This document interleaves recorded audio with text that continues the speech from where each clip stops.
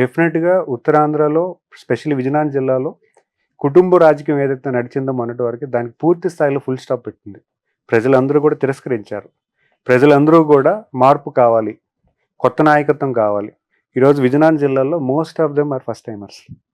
నేను అవ్వచ్చు, అదితి విజయలక్ష్మి గారు అవ్వచ్చు, బేబీ నాయన్ గారు అవ్వచ్చు, అవును. మన లోకం మాధవి గారు అవ్వచ్చు. వీళ్ళందరూ కూడా ఫస్ట్ టైమర్స్. మేము కంటెస్ట్ చేసిన క్యాండిడేట్స్తో దిగ్గజాలంటారు.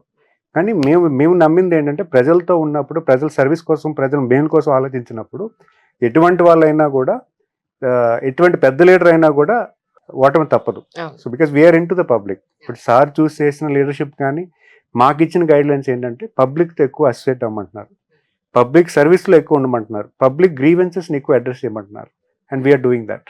కానీ మొన్న గణతంత్ర దినోత్సవం రోజున చెక్క బొమ్మలు అలా వెళ్తున్నప్పుడు విజయసాయిరెడ్డి గారు ట్వీట్ చేశారు, చంద్రబాబు నాయుడు గారు చాలా అద్భుతంగా చేశారండి, చెక్క బొమ్మలు కూడా మీరు అద్భుతంగా పెట్టారు, మీరు చాలా బాగా అనిపించిందని ఒక ట్వీట్ చేశారు. సో ఎలా అనిపించింది అపోజిషన్ లీడర్ నిజంగానే? అపోజిషన్ వాళ్ళు డెఫినెట్గా వాళ్ళకి ఏదో ఒకటి కనిపించాలి. 10 సూత్రాలని చెప్పినా కూడా 10 సూత్రాలు ఉన్నాయి. విజన్ డాక్యుమెంట్ లో 10 సూత్రాలు ఉన్నాయి. ఆ 10 సూత్రాలే మొన్న రిపబ్లిక్ డే రోజు వీ వాంటెడ్ టు డిస్ప్లే. అది క్లియర్ గా we want to display that the 10 areas where future Andhra Pradesh has to grow. 10 సూత్రాలు ఏంటంటే విజన్ డాక్యుమెంట్ లో పెట్టుకున్నాం. దాన్ని మేము ఫార్ములేట్ చేసి చూపించాం. మరి ఆయనకి ఎంత పాజిటివ్, అందులో పాజిటివ్ కనిపించిందా నెగిటివ్ కనిపించిందో మరి ఆయనకి తెలియాలి. ఏటి కొప్పాక బొమ్మలు యాక్చువల్లీ అది చాలా గుర్తించాల్సింది సార్. చాలా వరకు ఇక్కడ ఎన్నో సోర్సెస్ ఉన్నా, న్యాచురల్ సోర్సెస్ ఉన్నా కూడా దాన్ని మనం గుర్తించక అది ఐ థింక్ కొంత బిజినెస్ పాయింట్ ఆఫ్ వ్యూలో వెనకపడ్డామేమో అని అనిపిస్తూ ఉంటుంది.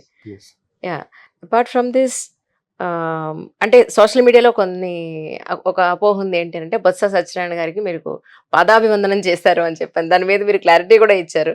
కానీ ఆ సందర్భంగా చంద్రబాబు నాయుడు గారు మిమ్మల్ని ప్రశ్నించడం లేదా మీరు ఆయనకి చెప్పుకోవడం లాంటి దాని జరిగిందా సార్? ఏం జరిగింది యాక్చువల్లీ, ఎందుకు అలా వచ్చింది అంటే ఏం చెప్తారు? నాట్ ఓన్లీ దట్, అంటే I should also I given my explanation. అక్కడ ఏమైందంటే it is the first time I'm facing my opposition. ఎప్పుడు కూడా ఆయన్ని ఎదురుపడలే. ఆఫ్టర్ మై గెలిచిన తర్వాత ఇప్పుడు ఎదురుపడలే. అండ్ మిగతా ఎమ్మెల్యేలు అందరితో పాటు అండ్ లోపల రాగానే రీసెంట్గా ఎమ్మెల్సీ అయ్యారు, plus leader of the opposition in the council. So ఆయన వచ్చారు, అందరూ నిలబడ్డారు, నేను నిల్చున్నాను. అండ్ నేను నిల్చున్నప్పుడు ఆయన ఇలా దగ్గరకు వచ్చి ఇలాగా తల నుమ్మిరారు. అంటే అది it has taken in to wrong way. Right. So because he felt that Uttarandhra నుంచి వచ్చారని ఆయన చెప్పుకున్నారు. బట్ ట్రూలీ స్పీకింగ్ అక్కడ జరిగింది అయితే చాలా చిన్నది. కానీ నిజానికి ఎలా అయిపోతుందంటే సార్, పార్టీలు వేరే అవ్వడం వల్ల అక్కడ ఒక మంచి విషయం జరిగినా కూడా దాన్ని నెగటివ్ గా ప్రొపగండా చేసే వ్యవస్థలో ఉన్నాం మనం యాక్చువల్గా. That's so sad really. Because it is the respect we've given to a senior, somebody even who was in the public service. అవును. It is not the respect for his work done. ఆయన పని చేసిన దానికి నేను respect ఇవ్వాలి. కేవలం ఆయన senior కాబట్టి నాతో పాటు ఉన్న ఎమ్మెల్యేలు నించోవడం జరిగింది. But it is not the respect that the position is holding. Somebody ఇప్పుడు ఎవరైనా ప్రజాప్రతినిధులు ఒక దీర్ఘకాలంలో సర్వీస్ చేస్తే బికాస్ వీ షుడ్ రెస్పెక్ట్. అంటే ఒక 30 years 40 years పబ్లిక్ సర్వీస్ చేసిన పర్సన్ వచ్చినప్పుడు కనీసం నించుంటే గౌరవం ఇచ్చినట్టే. And we're not align to anyone. అంటే పూర్తిగా మీరు మీ జిల్లాకి కొత్త మొహం అని అనుకోవచ్చు. ప్రజలు నుంచి ఏ విధంగా రెస్పాన్స్ వస్తుంది సార్?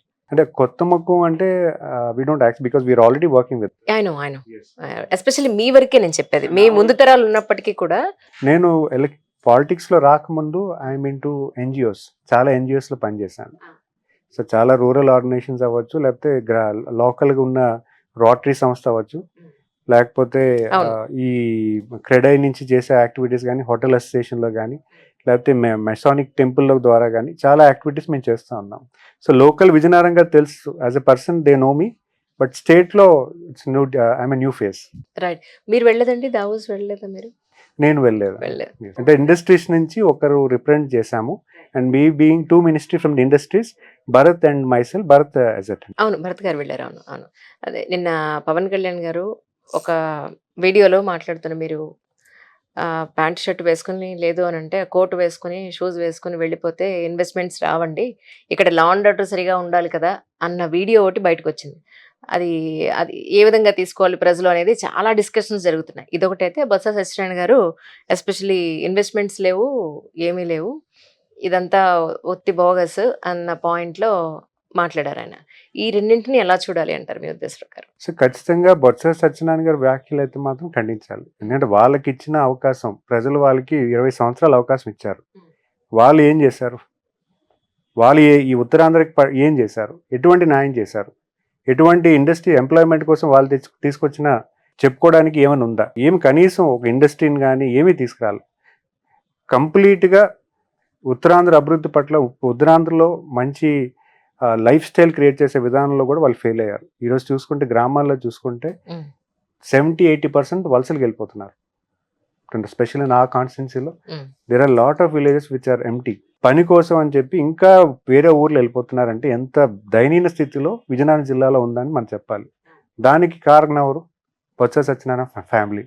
వాళ్ళ కుటుంబ పరిపాలన, వాళ్ళ తాలూకు అభివృద్ధే కోరుకున్నారు. కానీ వాళ్ళు విజయనగరం జిల్లాకి చేయాలి, విజయనగరంలో ఒక ఇండస్ట్రీస్ తేవాలో, లేకపోతే ఎంప్లాయ్మెంట్ క్రియేట్ చేయాలో, లేకపోతే కనీసం కొన్ని డిపార్ట్మెంట్స్ ఎంపవర్ చేస్తే లోకల్ ఎంటర్‌ప్రెన్యూర్‌షిప్ డెవలప్ చేసే విధానాన్ని కూడా తీసుకురాలేకపోయారు. సో వాళ్ళ ఫెయిల్యూర్ ఈరోజు ఉత్తరాంధ్రకి పెద్ద, ఈరోజు మనం చూస్తే 6 monthsలో ఉత్తరాంధ్రకి ఎన్ని అభివృద్ధి పనులు వచ్చాయి. ఈరోజు స్టీల్ ప్లాంట్ అవ్వచ్చు, లేకపోతే పెట్రోకెమికల్ ఇండస్ట్రీస్ అవ్వచ్చు, ఐటీ ఇండస్ట్రీ, ఈరోజు TCS 10,000 మంది వచ్చాయి. ఎంప్లాయ్మెంట్ అని ఈరోజు 2000తో స్టార్ట్ అవుతుంది. ఇంకా క్యాంపస్ లేకపోవడం వల్ల వాళ్ళకి ఇంకా ఎంప్లాయ్ చేయలేకపోతున్నారు. క్యాంపస్ కూడా తీసుకురావడానికి GCCని ఎక్కువ ఎంకరేజ్ చేస్తున్నారు. సో అవి గ్లోబల్ క్యాపబిలిటీ సెంటర్స్, వాటిని కూడా ఎక్కువగా ప్రతిపాదన చేస్తున్నారు. ఇవన్నీ కూడా గత 6 నెలలు 7 నెలలు ప్రభుత్వంలో ఏర్పడుతున్నాయంటే ఖచ్చితంగా ఒక గుడ్ సైన్ అని చెప్పాలి.